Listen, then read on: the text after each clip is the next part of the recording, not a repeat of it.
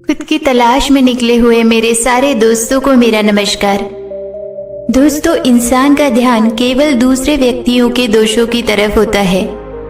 बुद्ध कहते हैं कि व्यक्ति को सबसे पहले खुद की पहचान करनी चाहिए।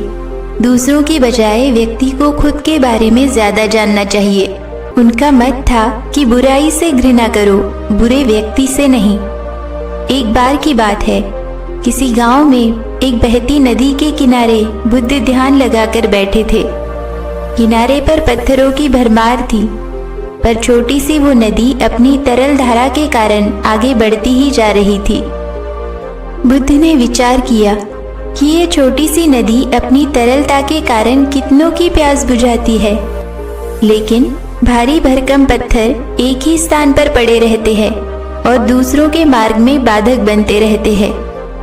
इस घटना से ये सीख है कि दूसरों के मार्ग में रोड़े अटकाने वाले खुद भी कभी आगे नहीं बढ़ पाते, परंतु जो दूसरों को सद्भाव और स्नेह देते हैं वो स्वयं भी आगे बढ़ जाते हैं। बुद्ध ऐसे ही विचारों में मगन थे कि तभी उन्होंने ग्रामीणों की एक भीड़ को अपनी ओर आते देखा। बड़ा शोर था और लोग किसी युवती के प्रति अपशब्द बोल रहे थे। तथागत ने देखा कि लोग एक युवती को घसीट कर ला रहे हैं और उसे गाली भी दे रहे थे। भीड़ के नजदीक आने पर बुद्ध ने लोगों से युवती को पीटने और अपशब्द कहने का कारण पूछा।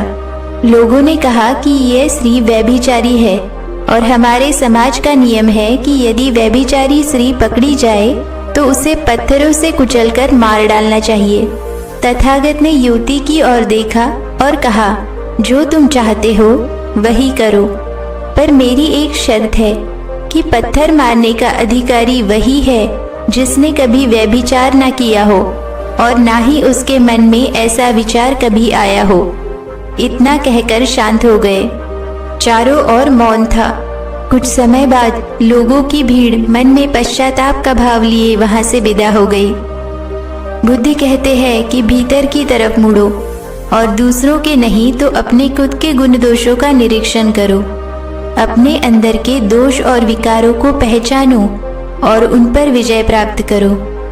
अगर हमारे खुद के हाथ से कोई गलती हो जाती है तो हम जल्दी से भूल जाते हैं, वैसे ही हमें दूसरों से गलती हो जाए तो उन्हें भी सहजता से माफ करने की भावना हमारे हृदय में होनी चाहिए।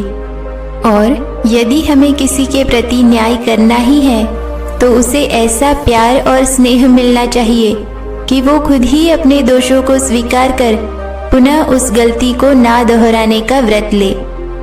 दोस्तों, अगर आपको हमारी कहानियाँ अच्छी लग रही हो तो हमारे चैनल को सब्सक्राइब करके आप भी हमारे परिवार का हिस्सा बन सकते हो।